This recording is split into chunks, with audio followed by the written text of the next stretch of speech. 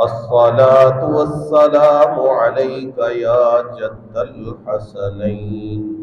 وعلى آلك وأصحابك يا إمام القبلتين ويا وسيلتنا في الدارين۔ حمد و صلاة کے بعد معزز و محتشم حاضرین و سامعین، اللہ جل جلالہ کے فضل و کرم سے آقا کریم رؤوف الرحیم علیہ الصلوات و تسلیمات کی نگاہ عنایت سے جمعۃ المبارک کی مقدس ساعتوں میں مجھے اور آپ کو مسجد شریف کی حاضری نصیب ہو رہی ہے۔ دعا کیجیے اللہ رب العزت ہم سب کی حاضری کو اپنی بارگاہ میں شرف قبولیت عطا فرمائے۔ حضرت سیدنا ابراہیم خلیل اللہ علیہ السلام اور آپ کے لخت جگر نور نظر حضرت سیدنا اسماعیل علیہ السلام کا اسوہ بہت سارے سبق اور بہت سارے نصائح اپنے اندر لیے ہوئے ہیں۔ اللہ کریم نے قرآن مجید فرقان حمید کی کئی آیات طیبہ ان دونوں مقدس ہستیوں کے متعلق نازل فرمائی، جن میں سے ایک آیے مقدسہ آج تلاوت کی گئی ہے۔ اللہ کریم ارشاد فرماتا ہے وَإِذْ قَالَ إِبْرَاهِيمُ رَبِّ اجْعَلْ هَذَا بَلَدًا آمِنًا، اور جب عرض کی، دعا کی حضرت سیدنا ابراہیم علیہ السلام نے، رب اجعل، اے میرے رب تو بنا، ہادا، اس مکہ کو، اس وادی کو، اس زمین کے ٹکڑے کو، بلدن آمینہ، امن والا شہر، وارزق اہلہ من الثمرات من آمن منہم باللہ والیوم الآخر، اور اس میں جو لوگ رہائش پذیر ہوں گے، صاحب ایمان ہوں، اللہ پر بھی ایمان رکھتے ہوں اور یوم آخرت پر بھی ایمان رکھتے ہوں، مولا تو انہیں پھلوں کی صورت میں رزق عطا فرمانا۔ قالا، اللہ کریم نے ارشاد فرمایا اے ابراہیم آپ کی دعا قبول ہے، جو ایمان والے ہیں ان کو پھلوں کا رزق عطا فرمایا جائے گا، لیکن ومن کفر، جو کوئی کافر، منافق، بے ایمان، دین حق سے آری اس شہر میں آئے گا، فَأُمَتِّعُهُ قَلِيلًا، تو ہم اسے بھی تھوڑا سا فائدہ عطا فرمائیں گے۔ تھوڑا سا فائدہ یعنی جب تک وہ زندہ ہے، شہر مکہ میں رہے گا، جو کھانے پینے کی نعمتیں ایمان والوں کو ملے گی وہ اس بے ایمان کو بھی اللہ تعالیٰ عطا فرمائے گا، لیکن ثم اضطرہ الی عذاب النار، فرق یہ ہے ایمان والے کو اس زندگی میں بھی نعمتیں ملیں گی، مرنے کے بعد بھی ملیں گی، لیکن جو بے ایمان ہے، کافر ہے، اللہ اور یوم آخرت پر ایمان نہیں رکھتا، اسے یہ دنیا کی نعمتیں تو ملیں گی، ثم اضطرہ الی عذاب النار، پھر ہم مرنے کے بعد اسے جبرن آگ کے عذاب کی طرف لے کے جائیں، کیونکہ بندہ چاہتا تو نہیں ہے کہ میں آگ میں جلوں، لیکن اس کے باوجود اسے آگ کے عذاب کے اندر مبتلا کیا جائے گا، کیونکہ کافروں کے لیے صرف اس دنیا کی نعمتوں سے فائدہ اٹھانا ہے، آخرت میں ان کے لیے کوئی انعام کوئی نعمت اللہ کی طرف سے نہیں ہے، وہ صرف اہل ایمان کے لیے ہے۔ وَبِئْسَ الْمَصِيرُ، اور یہ آگ اور جہنم بہت برا ٹھکانہ ہے۔ حضرات گرامی قدر، اس مقدس آیت کے اندر جو سبق ہے، میں اشارتاً چند چیزیں آپ کے سامنے ان اسباق کے حوالہ سے عرض کرتا ہوں۔ پہلی بات، سبحان اللہ سبحان اللہ، حضرت جناب ابراہیم علیہ السلام دعا کر رہے ہیں، یا اللہ اس شہر کو امن والا بنا، اور جو ایمان والے اس شہر میں ہیں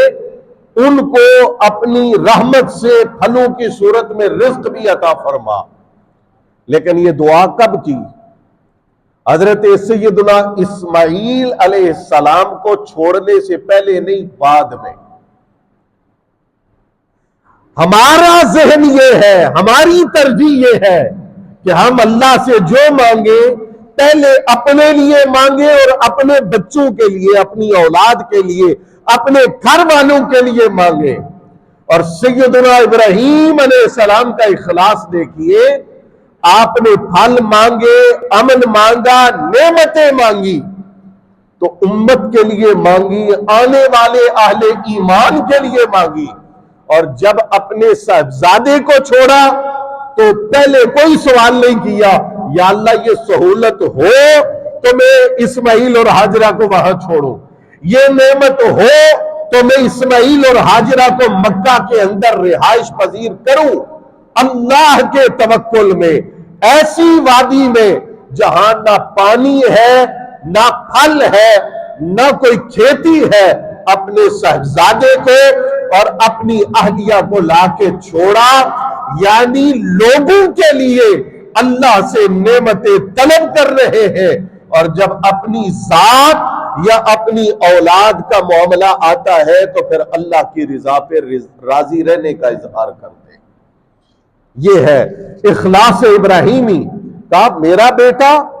میری اہلیہ، تیرا حکم ہو گیا، وہ اسی حال میں وہاں رہیں گے۔ اب پھر اللہ صلہ کیا دیتا ہے، بدلہ کیا دیتا ہے، انعام کیا دیتا ہے؟ کہا آپ نے یہ مطالبہ نہیں کیا کہ پہلے پانی کھانے کا انتظام ہو پھر میں اپنے بچے اور بیوی کو مکہ میں جا کے چھوڑوں گا، میرا حکم آیا، آپ نے توکل کیا میری ذات پر اور اپنی اہلیہ اور اپنے بچے کو اس بیابان کے اندر چھوڑ دیا۔ اب صلہ یہ ہے کہ آپ کے اس صاحبزادے کی ایڑیاں رگڑنے کی برکت سے جو پانی نکلے گا وہ قیامت تک آنے والے اہل ایمان پیتے رہیں گے۔ یہ اخلاص بھی کمال کا اور اس کا انعام بھی کمال کا ہے۔ اور پھر جہاں آپ کی اہلیہ چکر لگائیں گی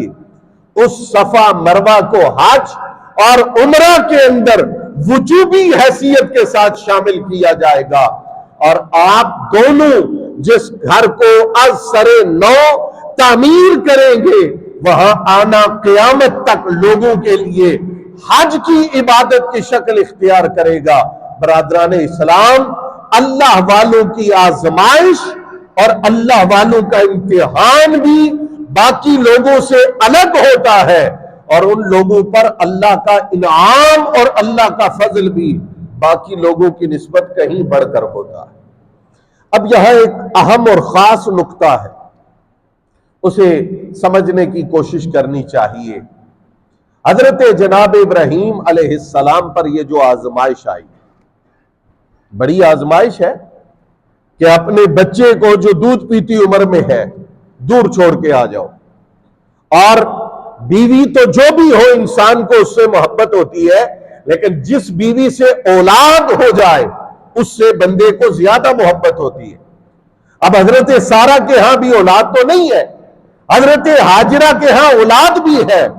لیکن حکم تھا کہ ان کو بھی دور کرنا ہے، اور اس میں ظاہری سبب، حقیقت میں تو حکمتیں ہیں، ظاہری سبب یہ تھا کہ حضرت سارہ نے کہا کہ ان دونوں کو دور کر دو، یہاں اس گھر کے اندر میں آپ کے ساتھ تنہا رہوں گی۔ اب حضرت ابراہیم علیہ السلام اس آزمائش میں پورے اترے اور جو اللہ کا حکم تھا اس پر عمل کر دکھایا۔ اب بنیاد آزمائش ہے اور نتیجہ اس کا کیا ہے؟ صفا مروہ یہ اس آزمائش کا نتیجہ ہے، زمزم شریف یہ اس آزمائش کا نتیجہ ہے، مینا یہ اس آزمائش کا ثمرہ ہے، عرفات یہ اس آزمائش کا نتیجہ ہے، بیت اللہ کے چکر اور طواف یہ اس آزمائش کا نتیجہ ہے، مقام ابراہیم یہ اس آزمائش کا نتیجہ ہے۔ بنیاد آزمائش تھی پر اس کا انعام اللہ نے اتنا بڑا عطا فرمایا کہ حضرت سیدنا ابراہیم اور آپ کی زوجہ اور آپ کے لختے جگر سے جس جس چیز کی نسبت ہوئی اللہ نے اس چیز کے اندر اپنی ایک ایک عبادت رکھ دی ہے، قیامت تک کے لیے عبادت رکھ دی ہے۔ اس کا مطلب یہ ہے اگر بندوں کی طرف سے بھی آزمائش آئے تو بندہ اس پر صبر کرے، اللہ کی طرف سے اس پر انعام ہوتا ہے، اور اگر کوئی بندہ درمیان میں نہ ہو، ڈائریکٹ اللہ کی طرف سے آزمائش آئے تو سوچے پھر اس پر اللہ کی طرف سے نوازشات کتنی زیادہ ہو۔ تو حضرت سیدنا ابراہیم علیہ السلام کی جو دعا ہے اس کے اندر آپ نے کمال درجے کا اخلاص دکھایا، خود اپنے بچے کو آباد کرنے کے بعد دیگر اہل ایمان کے لیے اللہ کریم سے نعمتیں طلب فرمائی، اور سبحان اللہ دعائے ابراہیمی کا اثر آج تک ہم دیکھ رہے ہیں۔ جو اللہ کے نیک، جو اللہ کے مقبول، جو اللہ کے پیارے ہوں ان سے دعا کروانی چاہیے، کیونکہ ان کی دعاؤں کا اثر وہ کوئی ایک دن، 2 دن، 4 دن تک باقی نہیں رہتا، ہزاروں سال گزرنے کے باوجود ان کی دعاؤں کا اثر اللہ کے فضل سے باقی رہتا ہے۔ حضور نبی کریم صلی اللہ تعالی علیہ وآلہ وسلم نے بعض صحابہ کرام کو کچھ تبرکات عطا فرمائے، جس طرح کہ حضرت